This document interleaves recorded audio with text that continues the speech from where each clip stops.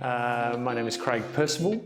I am looking to become the first person in Australia to do 8 Ironmans in 8 consecutive days around Australia, every state, every territory. The inspiration for this came actually on the flight home from Ultraman. I raced Ultraman Hawaii last year, where I managed to come second by a couple of minutes, and decided that I wanted something else. I wanted to go out on a slightly different angle than a traditional race. I remember one of the reasons I got into triathlon was one of those moments where you're sitting on the couch in, I think it was 1994 or 95, and I watched John become the first wheelchair athlete to finish Hawaii. And I saw John pull himself up a really steep hill backwards. And I just remember thinking, if he can do it, I can do it. He was a triathlete who got hit by a truck. And he's gone on to do some amazing things. He's swum the English Channel, he's been to the Olympics, he's done a whole bunch of stuff, so certainly it has not stopped him from pushing his limits, and I really respect that.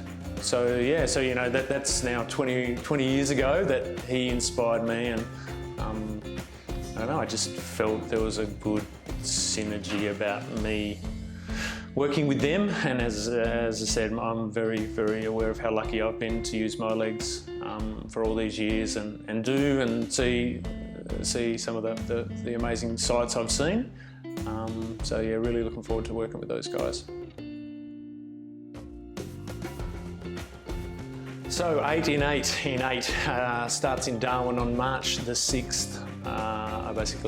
That's a Sunday. I will do that Ironman, and then I will catch a 5:30 p.m. flight to Perth. The next morning I'll get up quite early and do another one before I get a 5 p.m. flight out of Perth to Adelaide. I'll then, on March the 8th, I'll do an Ironman in Adelaide, and then I get to actually spend that night in Adelaide. So that one doesn't really have any time constraints, so that'll be quite nice to just cruise around the hills and the suburbs of Adelaide. The next morning I fly out at 6 a.m. on my way to Hobart. I'll start that Hobart Ironman on March the 9th. Finish that one quite late. That'll probably be about 10 o'clock before I finish Hobart. Fly out the next morning to Canberra, where I will once again start that one about 10 a.m. and make my way actually across to Sydney. So I'll actually ride, so I'll do a swim at the Dixon Aquatic Centre, and then ride across to basically Nowra, which is south of Sydney, and then run up the coast towards Sydney.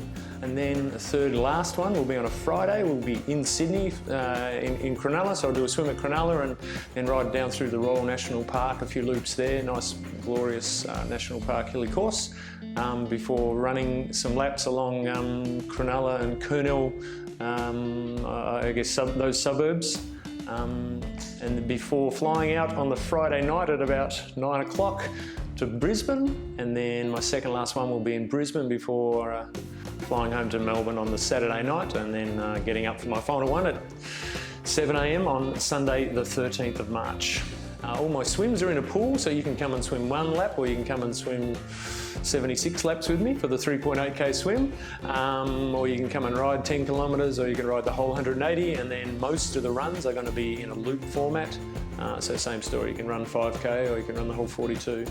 Part of it for me in getting through some of my tough patches will be calling on people to tell me their stories and help distract me. You know, someone running next to me for half an hour telling me about their day or what race they've done, that'll be really cool, because that's 5k that I'll get through and not have to think about how not great my legs feel.